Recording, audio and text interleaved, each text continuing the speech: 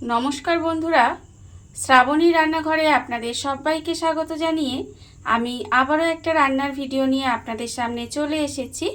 আজকের আমি আপনাদের দুপুরের বেঁচে যাওয়া ভাত আর একটা আম দিয়ে একটা অসাধারণ রেসিপি বানিয়ে দেখাবো। আশা করি আপনাদের ভালো লাগবে। তার জন্য কিন্তু আমার পুরো ভিডিওটা আপনাদের দেখতে হবে। আর দেখা শুরু করার আগে একটা লাইক দেবেন, সুন্দর একটা কমেন্ট করবেন আর শেয়ার করতে ভুলবেন না। তাহলে চলুন আজকের আমি এই দুপুরের বেঁচে যাওয়া ভাত আর আম দিয়ে কি বানাই সেটা আপনারা একবার দেখে নিন। রান্নাটা করার জন্য প্রথমে আমি এখানে দেখুন একটা মাঝারি সাইজের পাকা আম নিয়ে নিয়েছি। আমি যেহেতু এখানে অল্প পরিমাণের করছি সেই জন্য কিন্তু আমার এখানে সব কিছুই অল্প অল্প নিয়েছি। আপনারা যদি বেশি পরিমাণের করেন তাহলে কিন্তু সব কিছু একটু বাড়িয়ে নেবেন, তাহলেই হবে। আমি এখানে একটা আম নিয়ে নিয়েছি আর আপনারা দেখবেন আমটা যেন পাকা আর মিষ্টি হয়। আমি এখানে পাকা আর মিষ্টি আম নিয়ে নিয়েছি। এবারে দেখুন আমি কিন্তু আমটার প্রথমে মুখটা কেটে বাদ দিয়ে দেব।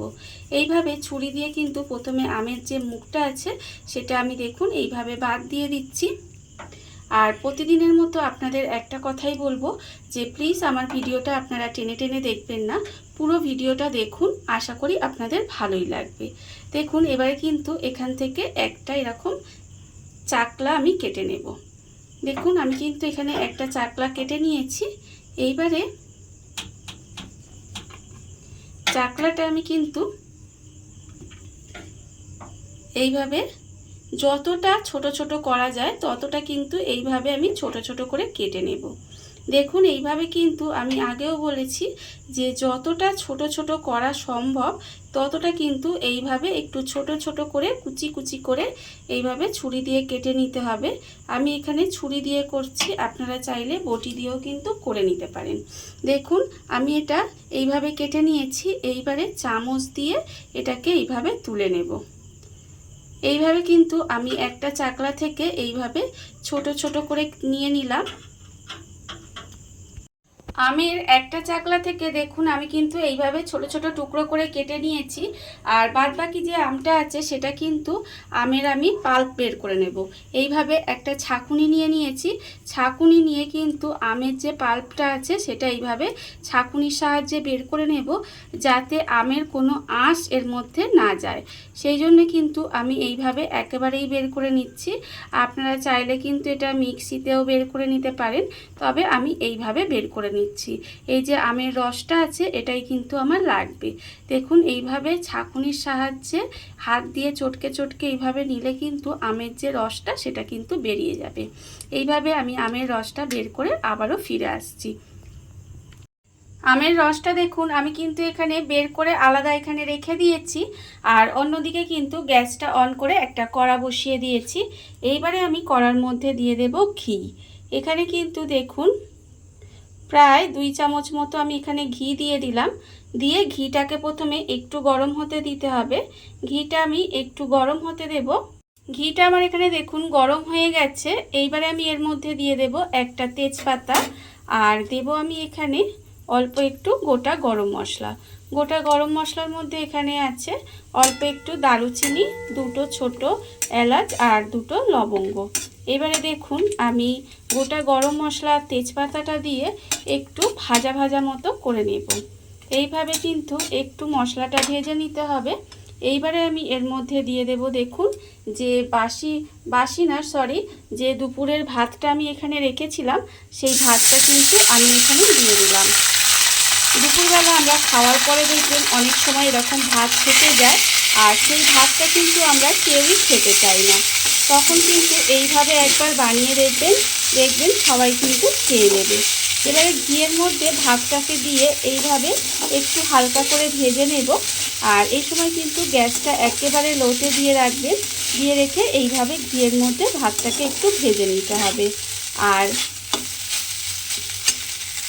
রান্নাটা কিন্তু এখানে ভীষণ তাড়াতাড়ি হয়ে যায় আর খেতেও কিন্তু অসম্ভব সুন্দর লাগে।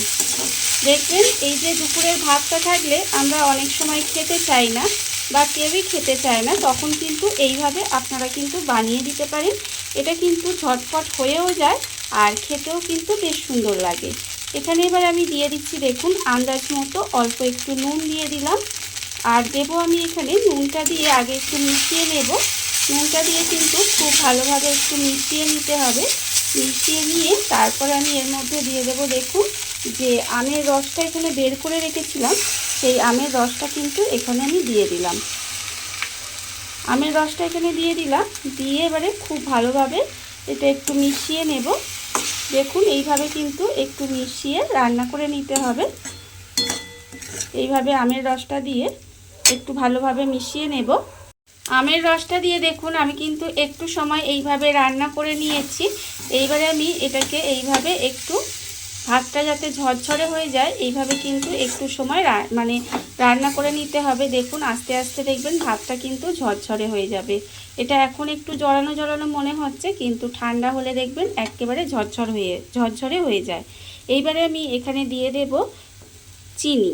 এখানে যেহেতু আমটা মিষ্টি আছে তাও কিন্তু আমি এর মধ্যে একটু চিনি দেব, তার কারণ এই রান্নাটা কিন্তু একটু মিষ্টি মিষ্টি হয়, তাই 1 চামচ আর অল্প একটু চিনি দিলাম। দিয়ে আবারও কিন্তু একটু খুব ভালোভাবে মিশিয়ে নেব। মিশিয়ে নিয়ে আরেকটু কিন্তু এটা রান্না হতে দেব। দেখুন এইভাবে কিন্তু আরেকটু মিশিয়ে রান্না করে নিতে হবে। চিনিটা দিয়ে দেখুন আমি কিন্তু এখানে আবারও একটু রান্না করে নিয়েছি। এইবারে আমি এর মধ্যে দিয়ে দেব, এখানে আমি রেখেছি দেখুন বেশ কিছুটা কিশমিশ কুচি করে রেখেছি, আর রেখেছি কাজু বাদাম, আর এখানে আছে আমন্ড বাদাম। এই সমস্তগুলো আমি কিন্তু এখানে একটু কুচি কুচি করে রেখেছি, সেইগুলো দিয়ে দিলাম। আর দেব আমি এখানে যে আমটা কুচি করে রেখেছি সেই আমটাও কিন্তু দিয়ে দিলাম। দিয়ে আর কিছুই নয়, খুব ভালোভাবে এটাকে একটু মিশিয়ে নেব। মিশিয়ে নিলেই কিন্তু রান্না আমার একেবারে রেডি হয়ে যাবে। এটাকে কিন্তু মিশিয়ে নিতে হবে। মিশিয়ে নিয়ে ঠান্ডা হয়ে গেলে দেখবেন এটা কিন্তু এতটাও জড়ানো হবে না, এটা কিন্তু অনেকটাই ঝরঝরে হয়ে যাবে। আমি এটা খুব ভালোভাবে একটু মিশিয়ে নিলাম। মিশিয়ে নিয়ে এবারে গ্যাসটা অফ করে এইভাবে রেখে দেব।